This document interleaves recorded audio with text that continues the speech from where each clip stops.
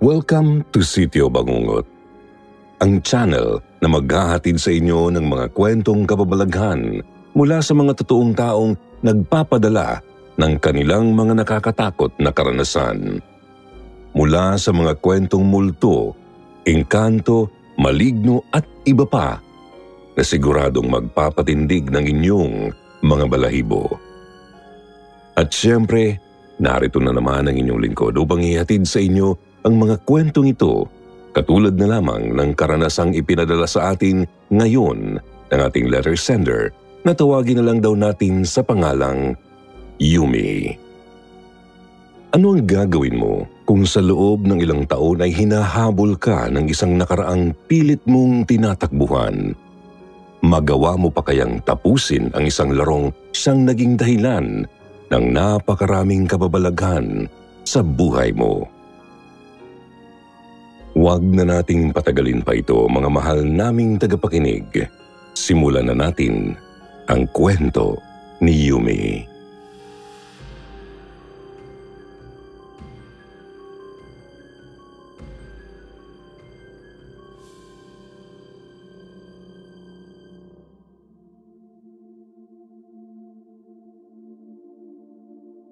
Tawagin niyo na lang po sana ako sa pangalang Yumi, hindi ko tunay na pangalan. Binabati ko po kayong lahat ng isang magandang araw, lalo na po ang mga taong bumubuo sa channel na ito dito sa YouTube. Matagal na po akong silent listener dito sa inyong channel, Sir Jupiter, lalo na nung nagtatrabaho pa ako bilang hairdresser sa isang salon dito sa Ortigas. Pero ngayong napahinto na ako sa trabaho at nag-decide na maging full-time housewife, naisipan ko na ring magbahagi sa inyo ng sarili kong kwento dahil marami na akong time. 8 months pregi po kasi ako ngayon at medyo maselan akong magbuntis, kaya tumigil ako sa trabaho. Hindi rin tuloy ako pinakikilos ng asawa ko. Kasama ko rin naman sa bahay ang mama ko, kaya talagang wala na akong ginagawa ngayon at ito ang naisip kong gawin, hindi lang para malibang ako, kundi para na rin sana manghingi sa inyo ng advice. Anyway, high school pa lang ako noon nang mangyari sa aming magbabarkada ang karanasang ito. It was year 1995. Graduating students pa kaming magkakaibigan, and if I remember it right, mga nasa 16 years old pa lang ako ng mga panahong yon. Nag-aaral kami sa isang lumang Christian school dito sa Manila. Hindi ko na po sasabihin kung saang lugar yun specifically para iwas issue na rin na sinisiraan ko yung eskwelahan.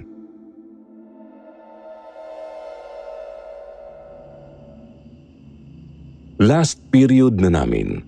Wala kaming teacher noon kasi nasa meeting daw, kaya inutusan na lang kami ng librarian namin na magtatak ng mga bagong dating na libro doon sa library. It was 5:30 p.m. kaya medyo madilim na, tapos napakatahimik na ng paligid namin dahil halos lahat ng mga kapwa naming estudyante noon nagsiuwian na. Hanggang sa maya-maya pa sa kalagitnaan ng ginagawa namin, bigla na lang nagsalita si Josie, yung pinakamaloko noon sa grupo namin. Nanakot siya bigla. Ang sabi niya noon, ikinwento daw sa kanya ng nanay niya na yung lupang kinatatayuan daw ng eskwelahan namin ay dati raw malawak na palayan. Tapunan daw yun ng mga sinasalvage o pinapatay nung araw. Uso raw po kasi noon sa lugar namin yung ganon. Maraming kwento na talaga noon ang kumakalat tungkol sa eskwelahan namin, na kesyo may nagpaparamdam nga raw doon at pinamumugaran daw ng mga masasamang espiritu dahil na rin daw sa history ng lugar. Pero hindi naman kami naniniwala dahil mahilig naman talagang magtakutan lang ang mga tao noon. Saka isa pa, wala naman kasing ni isa sa amin ang makapagpatunay na may multo nga dun sa eskwelahang yun. Kaya lang kami naman ng iba ko pang mga kabarkada, dahil na rin siguro sa ambience ng lugar, pati na rin sa sobrang katahimikan, mabilis kami nung kinilabutan. Sino ba naman kasi ang hindi matatakot sa paraan ng pagkikwento sa amin ni Josie noon, talagang may action pa siya. Nagreklamo kaming lahat noon kay Josie. Sabi namin huwag siyang manakot. Pero hindi nagbago ang ekspresyon niya. Sabi niya maniwala daw kami. Dahil isa raw ang lolo niya sa mga gumawa at nagtayo ng eskwelahang yun noong siya raw ay binata pa.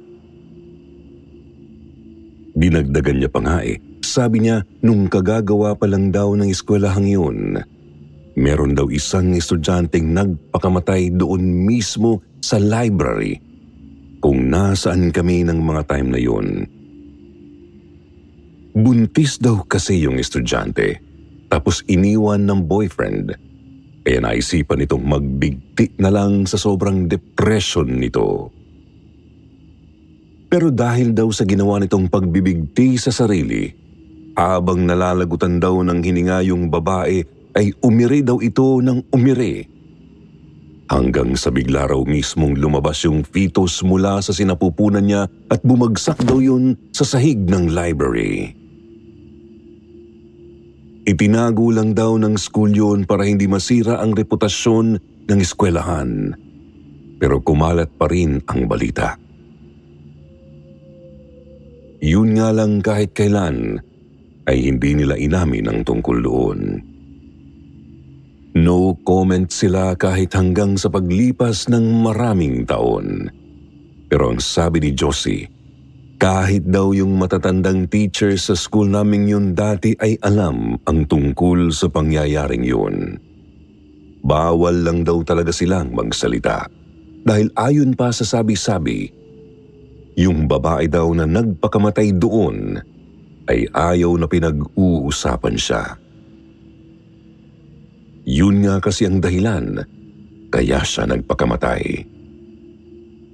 Tinawag siyang kahihiyan ng pamilya niya dahil naging laman siya ng usap-usapan sa barangay nila. Isa raw kasi siyang disgrasyada. Hinding-hindi ko makakalimutan kung anong naramdaman ko noon, Sir Jupiter. Talagang nagtayuan lahat ng hibla ng balahibo ko sa katawan, Sir Jupiter. Akala mo, sinilihan ang mga puwet namin dahil talagang nagtalunan kami sa takot. Bigla naman kaming tinawanan ni Josie, kaya asar na asar kami. Narinig tuloy kami ng librarian naming si Mrs. Garcia, kaya sinaway kami nito. Dahil doon, nagbalikan na lang kami sa ginagawa namin para matapos na kami. Kaya lang maya-maya lang, ayan na naman si Josie. Bigla niya kaming tinawag pagkatapos niyang maghalungkat ng kung ano-ano dun sa mga nakakahon ng lumang libro sa gilid ng library. Nang lingunin naman namin siya, bigla niyang itinaas yung isang board na hindi pa agad namin na-recognize nung una. Pero nang mapagtanto naming magbabarkada kung ano yun, talagang pinanlakihan kami ng mga mata. Ouija board kasi yun, Sir Jupiter, na sobrang luma na. Hindi namin alam kung paano napunta yun doon. Tapos sabi pa ni Josie, subukan daw naming laruin yun. Noong una akala ko hindi papayag ang mga kabarkada ko. Pero nagulat na lang ako nung ako lang ang hindi sumang-ayon sa suggestion na yun ni Josie. Sabi pa nga ng mga kabarkada ko ang killjoy ko raw. Kaya sa huli, napilitan na lang akong sumali sa kanila kahit na sobrang natatakot na ako ng mga sandaling yun. Hindi ko naman kasi sila mapipigilan. Kaya sumali na lang din ako kahit labag sa loob ko. Eksakto namang may basong babasagin noon na nakalagay sa ibabaw ng desk ni Mrs. Garcia na ginagamit nito sa tuwing sa eskwelahan siya kakain. Kinuha yun ni Josie tapos siya na rin ang nag-set up ng Ouija board sa ibabaw ng isa sa mga mesa doon sa loob ng library. Pinaikutan namin yun tapos pinagpatong-patong namin ang tigda-dalawang daliri namin sa ibabaw ng baso. Tapos dumiretso na si Josie sa pagtatanong doon sa Ouija board para malaman namin kung meron ngang sasagot sa amin. Ang unang itinanong ni Josie ay ang mga katagang, "Nandyan ka na ba?" Pare-pareho pa nga kaming nagulat nung bigla na lang gumalaw ang baso tapos tumapat yun sa katagang "Yes" na nakasulat naman sa bandang upper left corner ng board. Pare-pareho pa kaming napakalas noon sa pagkakapatong ng mga daliri namin, Sir Jupiter. Nagturuan kami kung sino yung gumagalaw dun sa baso at halos lahat kami ay pinagbintangan si Josie. Todo tanggi naman siya at para makumbinsi kami na hindi nga siya ang gumagalaw dun, ang sabi niya ay huwag daw naming idikit mismo sa baso ang mga daliri namin. Iangat lang daw namin at sundan na lang kung saan gagalaw ulit ang baso sa susunod na tanong. Pero nang magtanong na si Josie sa ikalawang pagkakataon kung ano raw ang pangalan ng espiritong nasa paligid namin ng mga sandaling yun, doon na kami nakumbinsing lahat. Dahil gumalaw talaga ulit ang baso kahit na walang ni isa sa amin ang nakahawak doon. Napakalas na nga kami't lahat-lahat sa isa't isa ay gumagalaw pa rin yun. Napunta yun sa letrang A, sunod ay L, lumipat sa M at bumalik ulit sa A. Alma. Yun ang pangalan na buo ng paggalaw ng basong ginamit namin sa paglalaro ng Ouija. Dahil dun, Sir Jupiter, pare-pareho kaming naghiyawan. Para kaming mga timang na talagang nilukob bigla ng matinding takot nang magpakilala talaga sa amin yung multong yun. Pero hindi pa po doon natatapos ang lahat dahil magtatakbuhan na sana kami sa pintuan ng library nang mabigla kami nang magbalabagan ang mga pintuan at bintana doon. Talagang nasaraduhan kami, Sir Jupiter, at nang lingunin ulit namin yung nilalaro namin kaninang Ouija board, ay nakita namin yung baso sa ibabaw nun na parang biglang nanginginig. Yumayanig yun habang unti-unting umaangat sa ere. Pakiramdam ko noon nanlalaki ang ulo ko. Kulang na lang maubusan ako ng hininga sa sobrang lakas ng kalabog ng dibdib ko. Naghihiyawan na ang mga kabarkada ko, kabilang na si Josie na naiyak pa sa takot. Pero ako, parang hindi labasan ng boses ang lalamunan ko. Sobra talaga akong natakot noon to the point na nandidilim na ang paningin ko at kung hindi nga lang biglang bumukas ang pintuan ng library at iniluwa noon ang principal naming si Mr. Chanko. Sinigawan niya kami noon gamit ang malagong niyang boses kung ano raw ba ang ginagawa namin at gabi na'y naghihiyawan pa kami. Walang tinig namang itinuro na lang ni Josie yung baso na noon ay nakalutang pa rin sa ere at nang eksaktong pagsilip ni Mr. Chanko doon ay siya ring pagkabasag noon. Alam ko at kitang-kita ko na kahit ang principal namin ng mga sandaling yun, pinanlakihan ng mga mata. Kahit siya natakot sa nadiskubring laro namin. Bigla na lang niya kaming pinagalitan at pagkatapos noon ay minadali niya kaming magsiuwi na. Tinakot niya pa nga kami na kinabukasan daw ay ipatatawag niya ang mga magulang namin.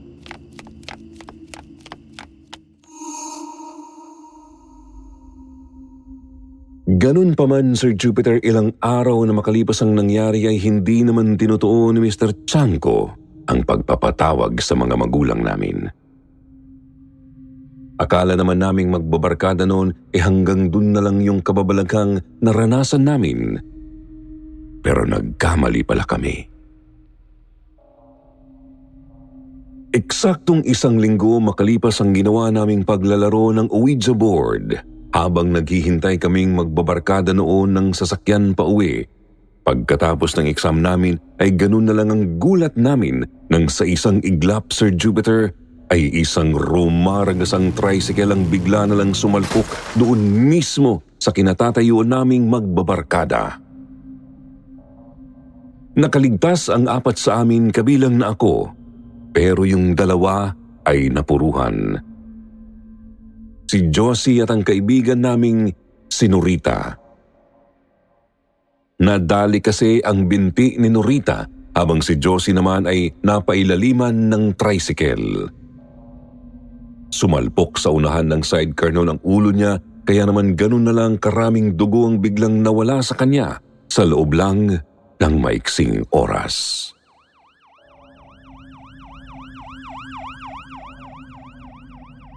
Dali-dali silang dinala sa ospital ng mga nakakita, Sir Jupiter.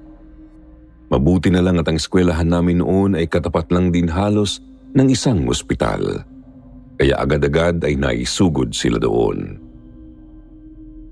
Sobrang takot na takot kaming magbabarkada noon, lalo na nang halos lahat yata kami ay nakitang hindi lang iisa ang sakay ng tricycle nung bigla yung sumalpok sa amin.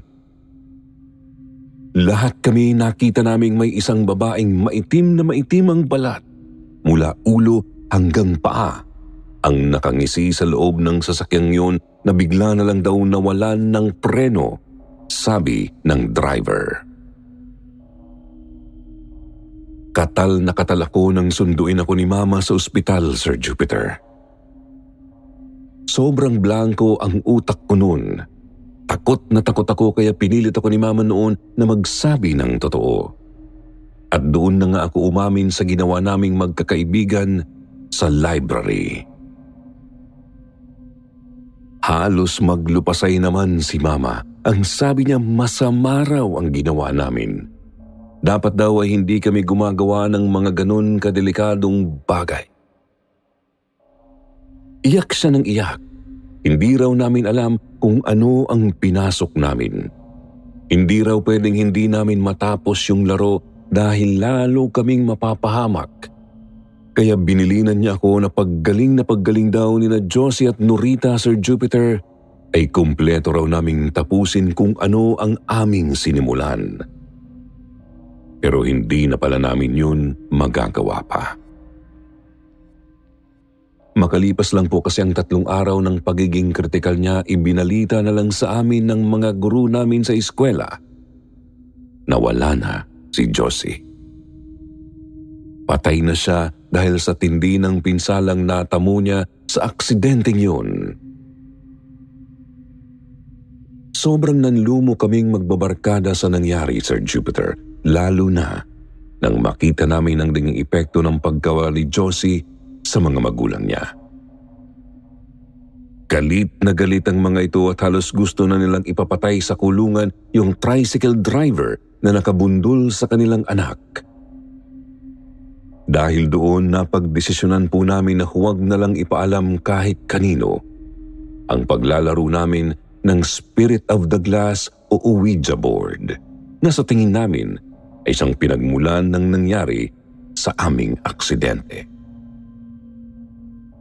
Kahit po si Norita na noon ay permanente ng napila ay tikom din ang bibig sa totoong nangyari. Pero simula noon, Sir Jupiter, ay hindi na kami nilubayan pa ng babaeng itim na dati ay natawag namin sa aming school library. Sa aming lahat ay ako lang ang nag-open sa magulang ko tungkol doon. Kaya siguro kahit na palagi ko pa rin nakikita yung babaeng itim na yun, ay nagagawa ko pa rin mabuhay ng normal kahit na papaano.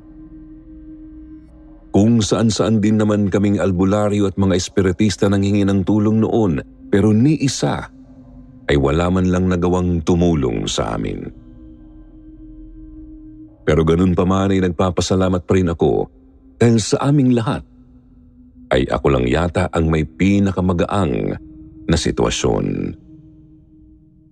Sir Jupiter, halos lahat po kasi ng mga kabarkada ko ay minalas sa buhay. Yung isa nabaliw at ngayon ay nakalagak na sa isang mental institution. Yung isa naman po nag-abroad tapos umuwing lantang gulay dito sa Pilipinas dahil minaltrato raw ng amo.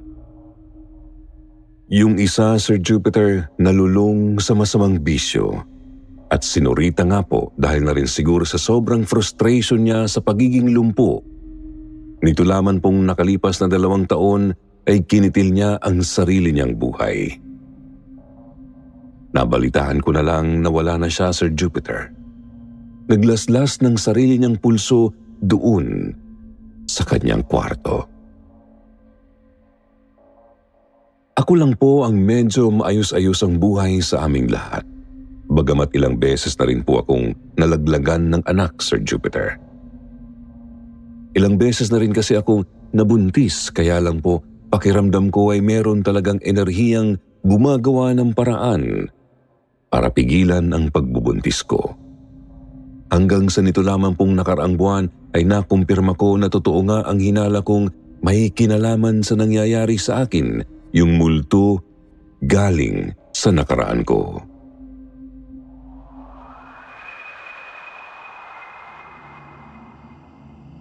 Mahimbing na po ang tulog naming mag-asawa noon. Ito yung time na una naming nalamang buntis ulit ako. Pang-4 na beses na ito, Sir Jupiter. Pero this time ay maganda ang balita sa amin ng doktor. Dahil sabi niya, malakas daw ang kapit sa akin ng baby ko. Kaya lang, mga bandang 12:00 po ng hating gabi noon, nang magising ako dahil may naririnig akong mga alulong uungol na gumagaralgal dito mismo sa kaliwang tenga ko. Patay pa man din ang ilaw sa kwarto naming mag-asawa dahil hindi sanay ang mister ko sa maliwanag kapag natutulog siya. Pero nung magmulat ako ng mata, Sir Jupiter, naaninag ko talaga na merong mukhang nakalapit sa mukha ko. Kitang-kita ko kasi yung mga mata niya na nakatitig sa akin. Wala nang isang dangkalang layo ng mukhang yun sa mukha ko, kaya pati ang pagngisi niya, nakikita ko rin. Bigla kong kinapa yung remote ng LED lights namin sa kwarto at nabuksan ko yon, kaya kahit papaano ay lumiwanag ang paligid. Pero parang hindi yon nakatulong, Sir Jupiter, dahil this time, nakita ko na ng mas malinaw na nakatayo sa tabi ko yung babaeng itim.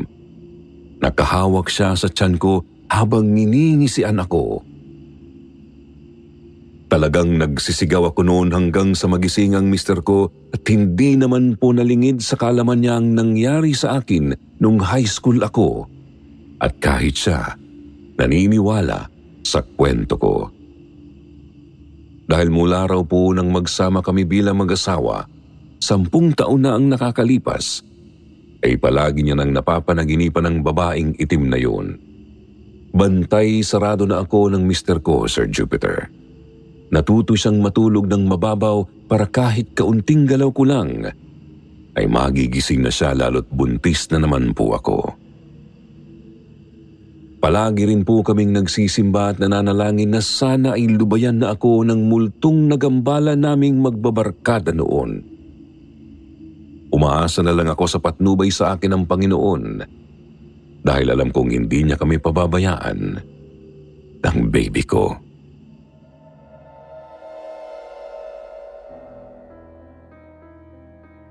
Ganun pa man, hindi ko pa rin po maiwasang hindi makaramdam ng takot sa tuwing iisipin ko ang kapakanan ng anak ko. Kaya sa lahat ng makikinig ng kwento kong ito, kung sakali man po nabasahin niyo ito sa inyong channel, Sir Jupiter, sana po ay maisama niyo kami ng pamilya ko sa prayers niyo.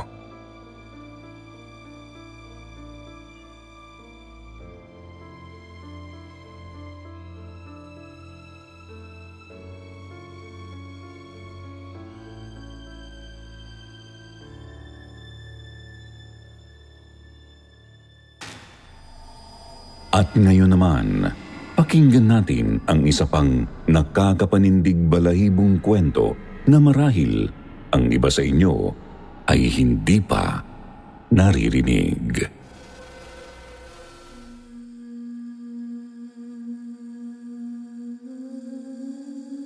Magandang araw.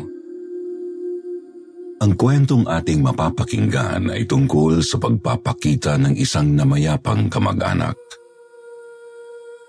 Kung kayo ba ay pagpakitaan ng namayapang mahal sa buhay, magtatatakbo ka ba dahil sa takot o matutuwa ka dahil muli siyang nagpakita sa iyo?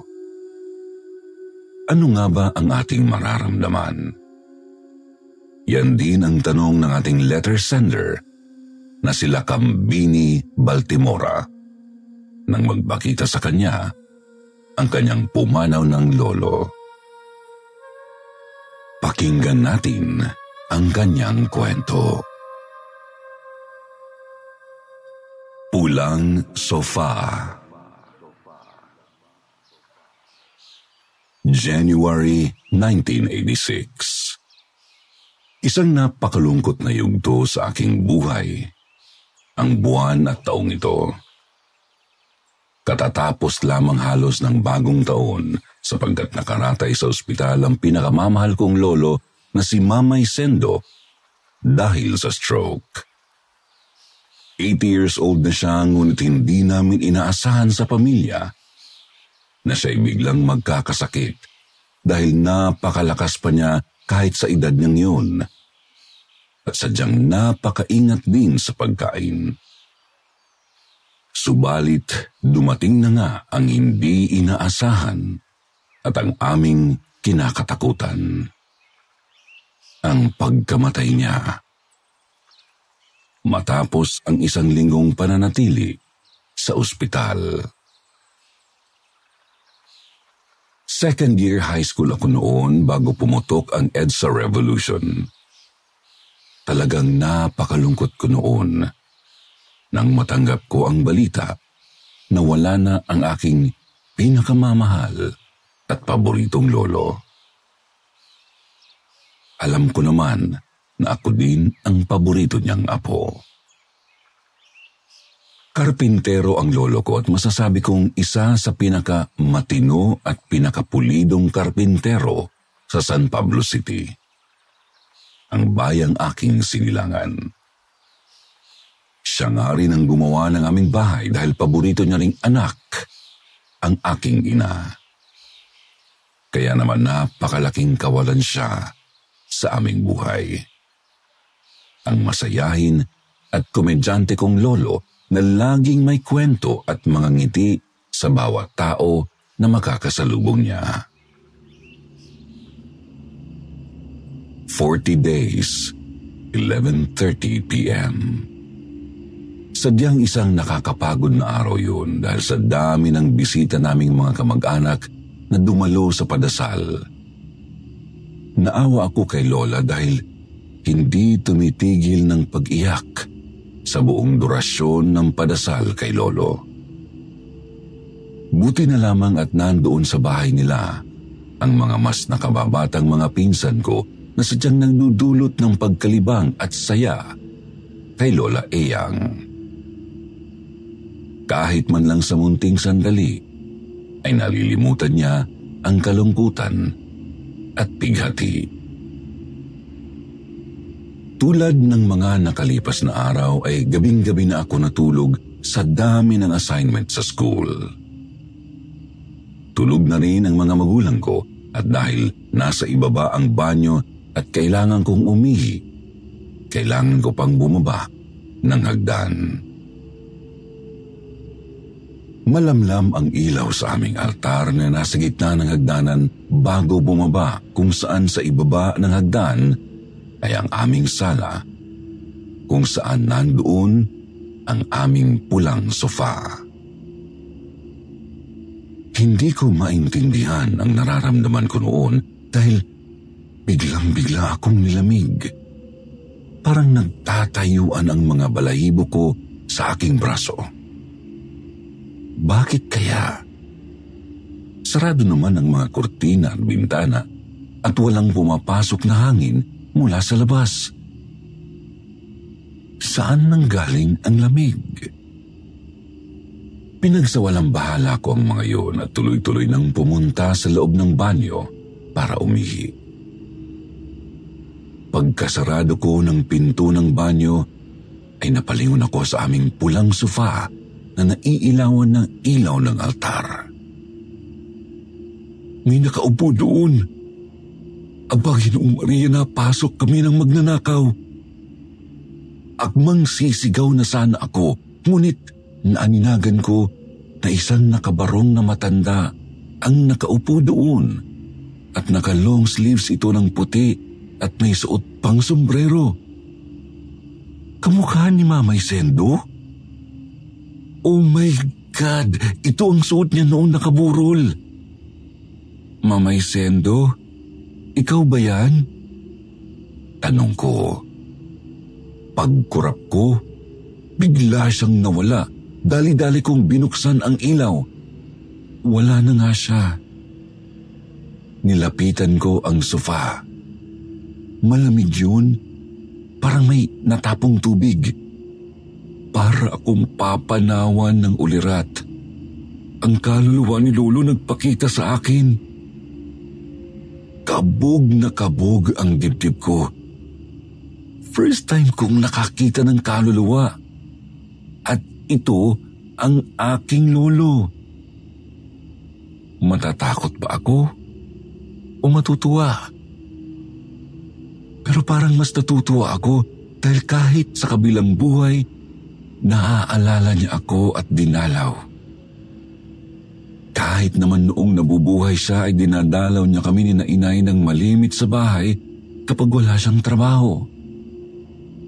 Pero ano naman ang magiging paliwanag sa mamasa-masa at malamig na sapo ko kanina sa pulang sofa kung saan ko nakitang nakaupo si Lolo? Kinaumagahan, ito ang diskusyon namin ni Inay sa umagahan at sumagi sa isip kong itanong sa kanya. Inay, yung araw ng libing ni Mamay Sendo, umuulan po ba? Ano ka bang bata ka? Napakamalilimutin mo, bata ka pa. Sagot ni Inay. Sus, di ba nga lumubog pa sa putik yung mga paa mo sa lakas ng ulan noon? Dugtong pa ni Inay. Para itong dart na naka-bullseye sa target. Alam ko na ang kasagutan.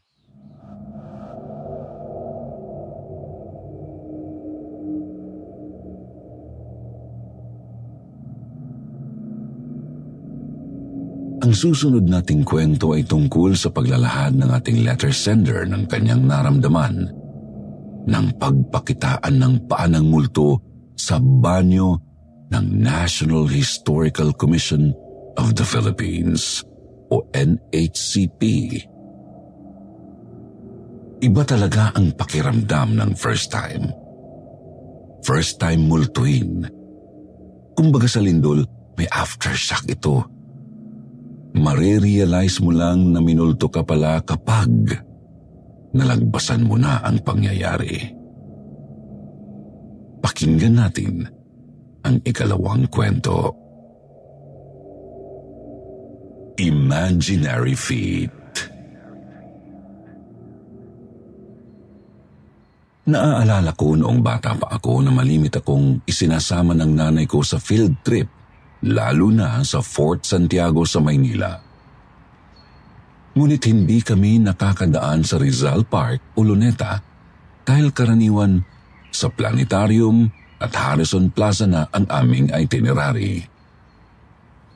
Kaya naman laking tuwa ko noong pumasok ako sa Social Security System o SSS sa Quezon City nang magkaroon ako ng pagkakataon na mapuntahan ang Luneta. Taong 2002 iyon. Simula noon ay malimit na akong makapunta ng Luneta dahil na rin naging bahagi ito ng aking trabahong ginagampanan bilang events coordinator ng SSS. Para ito sa taunang pagsali sa Araw ng Kalayaan. Pagdating pa lamang ng buwan ng Marso ay linggo-linggo na ang patawag ng meeting para sa lahat ng mga ahensya ng gobyerno. Kabilang ang SSS at ako nga ang representante ng aming ahensya sa mga pagdalong ito sa National Historical Commission of the Philippines na siyang punong abala sa pag-organisa ng naturang okasyon. Ang NHCP ay isang ahensya ng gobyerno na nangangasiwa sa promosyon ng kulturang Pilipino sa pamamagitan ng research, conservation, dissemination at pagprotekta sa mga mahalagang simbolo ng ating kasaysayan. Ang opisina nito ay matatagpuan sa Calao Avenue, Ermita, Manila, na nasa compound ng Rizal Park. At siya rin ang nangangasiwa ng National Parks and Wildlife na may direktang kaalaman sa pagpapalakad at pagsasaayos ng kabuuan ng Luneta. Taong 2012, Huwebes. Ang ipinatawag na meeting ay sa ganap na 2:00 ng hapon. Ngunit dahil sa ilan pang mga kailangang tapusing trabaho sa aming opisina, ay pasado 2:00 na ng hapon ako nakaalis sa Quezon City.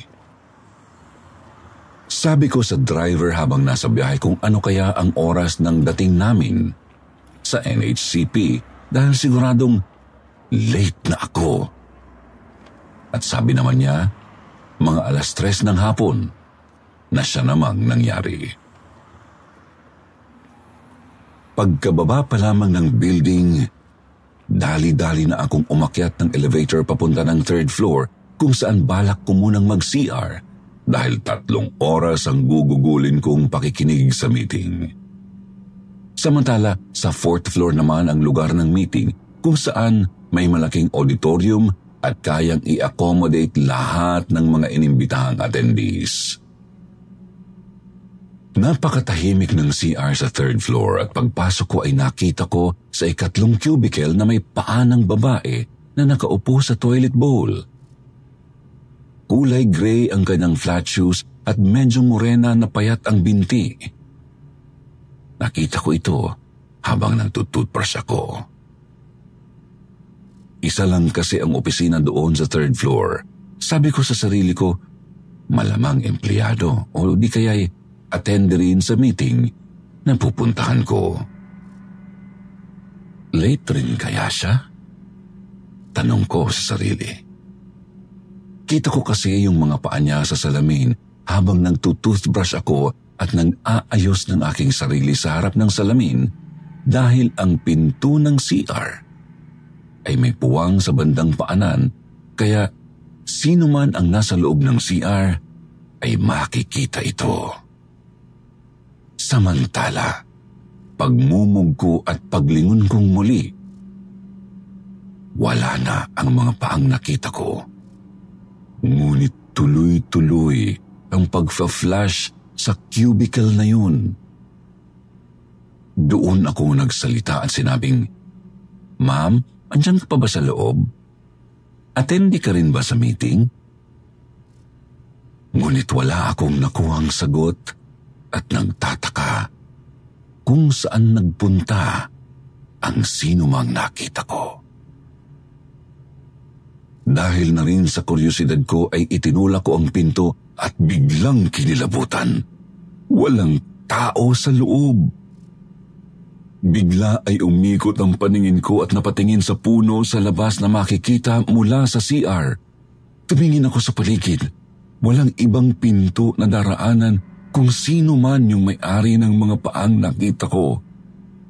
Pakiramdam ko nasa iba akong dimensyon, kaya nag-usal ako ng maikling panalangin na Ama namin. At biglang inusal na sana'y may pumasok na tao sa CR para may kasama ako.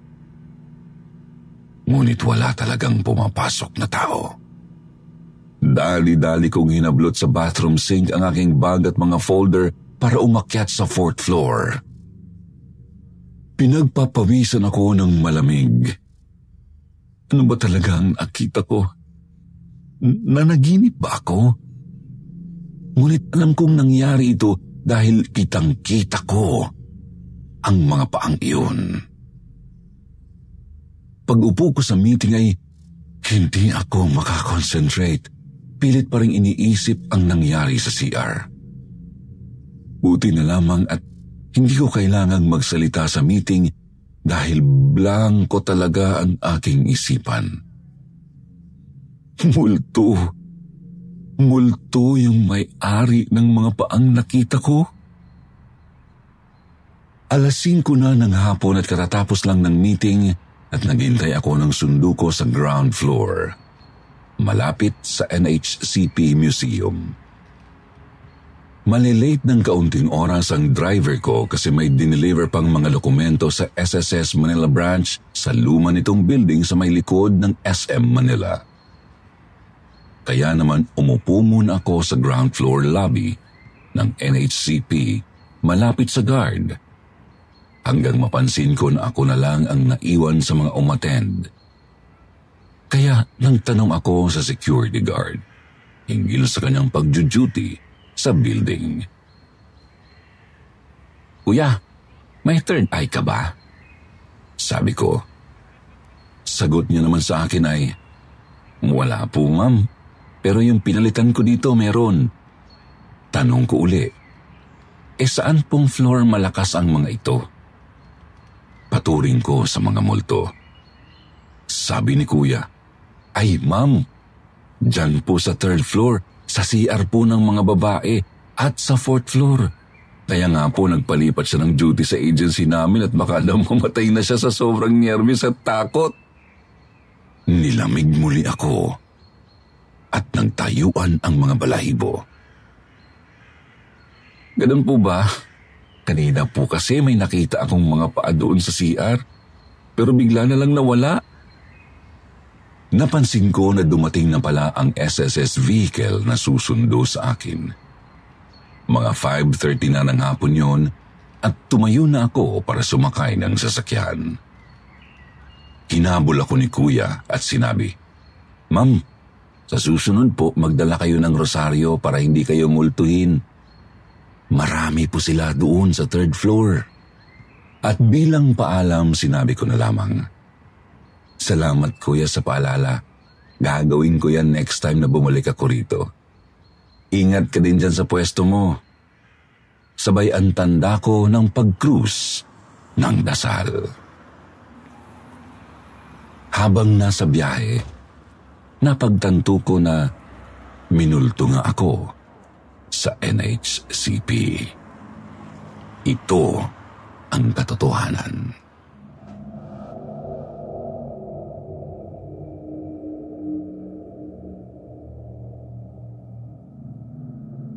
Ang huling kwento na ating mapakikinggan ay tungkol sa isang kasambahay na nakakita ng hindi pangkaraniwang estudyante sa Universidad ng Santo Tomas.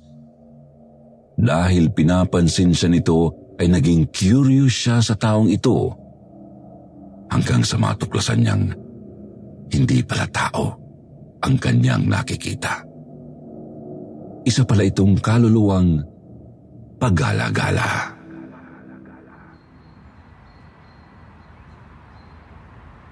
Ako po si Eileen. Isa akong kasambahay ng isang abogada sa Sampaloc, Manila. Taong 2003 pa nang ipasok ako ng aking ate sa aking amo. Nakilala siya ng aking ate dahil kaibigan ng amo niya ang abogada. Sa Manila rin nagtatrabaho ang ate ko bilang sekretarya sa isang agency. Ito yung ahensya kung saan nagpapasok ng mga katulong, yaya, labandera at driver sa mga mayayamang pamilya. Kadalasan ng kanilang kliyente ay mga negosyanteng inchik o may lahing Chinese. Isang araw ay inutusan ako ng aking amo na pumunta sa Universidad ng Santo Tomas para maghulog ng kanyang sulat sa post office doon. Bilang hindi ako nakapagtapos ng pag-aaral, nang makita ko ang eskwelahang iyon, bigla akong nangarap. Gusto kong magkuleyo sa Universidad ng Santo Tomas. Namangha kasi ako sa paaralang yun. Talagang malawak ang sakop nitong lugar at malalaki ang mga gusali. Noon lang ako nakapasok sa ganoong klase ng eskwelahan. Ako'y tuwang-tuwa nang makita kong pwede palang pumasok ang mga sasakyan sa loob ng eskwelahan. Tunay ngang mayayaman ang nagsisipag-aral doon. Bago ako maghulog ng sulat ay pinagmasdan ko pa ang mga estudyanteng nagsisilakad ng paruot parito. Nakakatuwa sila. Nag-igting ang kasabikan kong makapag-aral sana, kaya lang mahirap lang ako. Hindi ko naman kayang pag-aralin ang sarili ko. Ang kalahati ng aking sahod ay pinadadala ko sa aking pamilya sa Bulacan dahil may mga kapatid pa akong nag-aaral. Habang nagmamasid ako sa paligid ng universidad, may isang lalaki akong napagtuunan ng pansin. Nakatayo lang siya sa may puno at nakatingin sa akin. Titig na titig siya at labis ko itong ipinagtaka.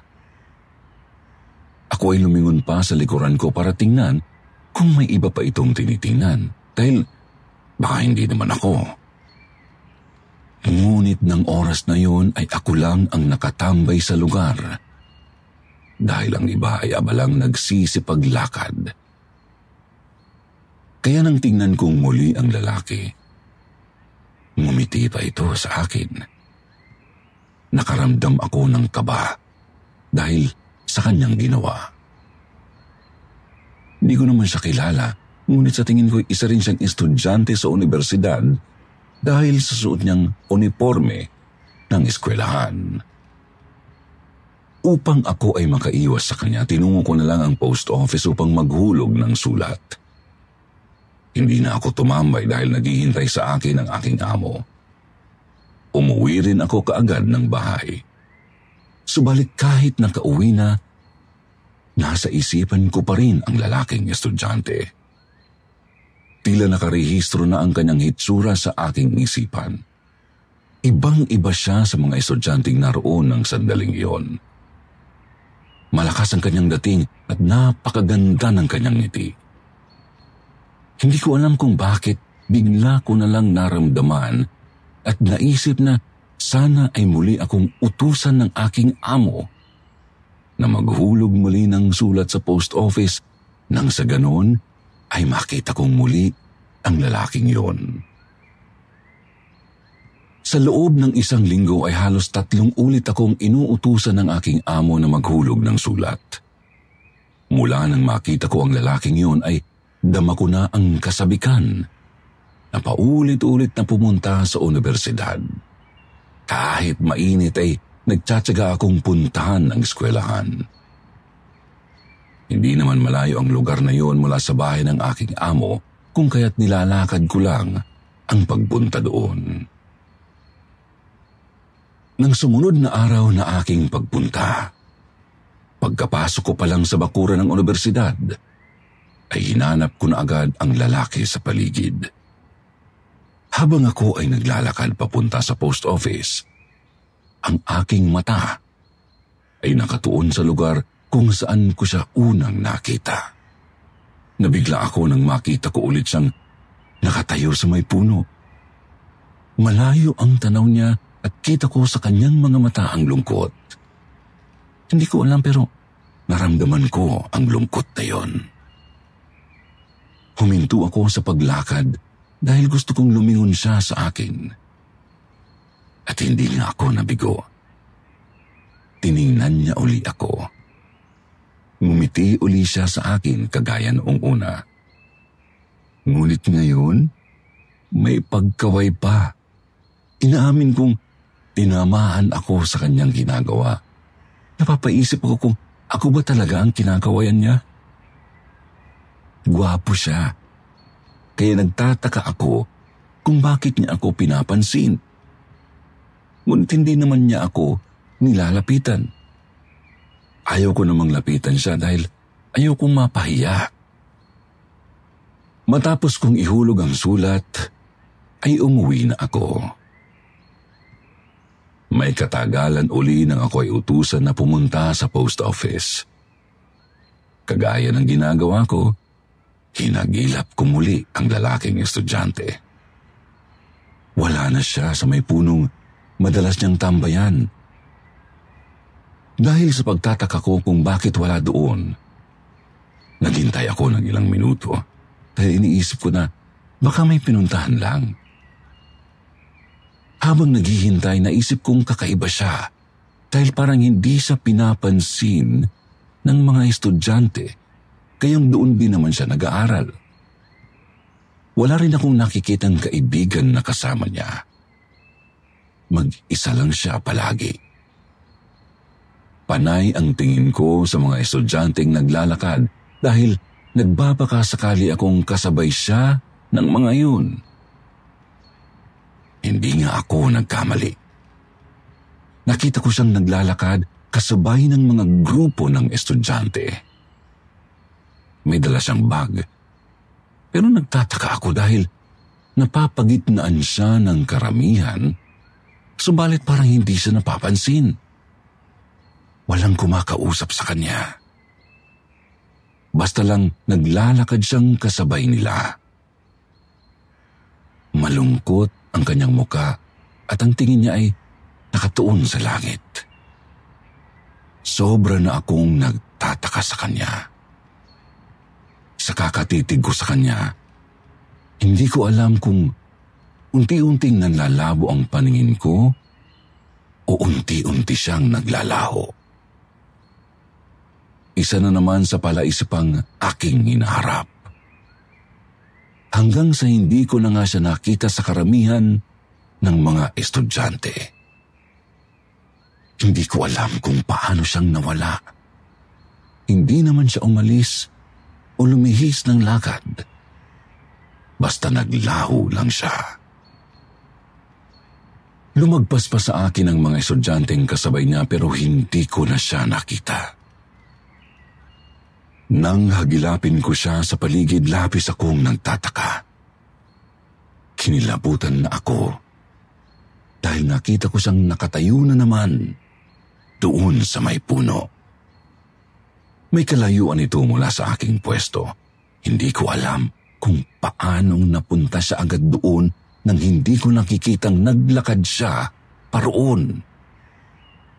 Dahil kung pupunta siya sa may puno na madalas niyang tambayan, tiyak na makikita ko siyang naglakad papunta roon. Hindi na rin naman ganoon kadami ang mga estudyante na dumadaan kung kaya't makikita ko siyang tiyak. Pero hindi. Basta nandoon na lang siyang bigla. Nakatanaw siya sa langit at malungkot ang kanyang mukha. Dahil sa takot ko, nagmadali akong puntahan ang aking sadya. At pagkatapos, ay umuwi rin agad. Magmula noon, hindi na ako nagpupunta sa universidad ng ganoong oras dahil ayaw ko na siyang makita. Pakiramdam ko, hindi siya tao.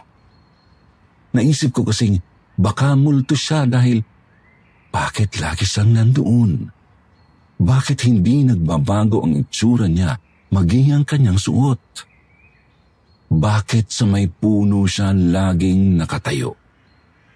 Ang dami kong tanong, pero ayoko nang isipin pa.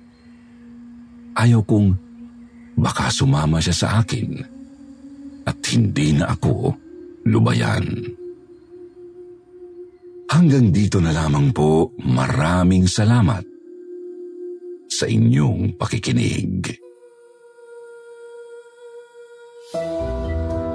At ngayon naman mga kaibigan, oras na para sa ating shoutout portion. Shoutout to Ruth Juan Ipil Zamboanga Sibugay, Jerson La Chica Hussein, Shane Prijoles, Malindang Broadcasting, Zamboanga Sibugay Provincial Accounting Department, Ayala Central School Teachers, Zamboanga City. Shout out din sa MJ Marie Corporation, kay D Delicious, May Kai. Hi kay Divine Darling. Ganon din kay Maria Cristina Andaya ko, Glenda Kema, Destura Maria Cristina, Curdapia Velarde ng Tokyo. Shoutout din kay Jeff Joaquin, kay Mang Peng 78, Lorna de la Cruz, Marivic Jaco at kay Fernan Paharo. Shoutout naman sa Solid at Adik KT members, Elena de la Cruz, Rian Medora, Even Limay, Lawrence Avila, Taylor Nuevo, Mar Angeline Maulion, kay Princess Jane, ganon din kay Tito Odds, Mark Tech Channel, Jap Entrera, Ena Ann, Liza Marie Recentes, Samson, kay Janice, Alona Minaki at kay Shasha Sudario. Shoutout din sa mga suki ng Premier, Taylor Swifty, Hirsch Howard, Babiong Sueco, Arnie and Judith, Mr. Calls, Anti-Hero, Simply Ann, Rialyn Guevara, Jenny Peru, Ann Watermelon, Sharky Diaz at kay Lionel. Sa mga hindi pa nakasubscribe sa Sityo Bangungot, visit our other channel. Maraming salamat po sa inyong palagiang pagtangkilik.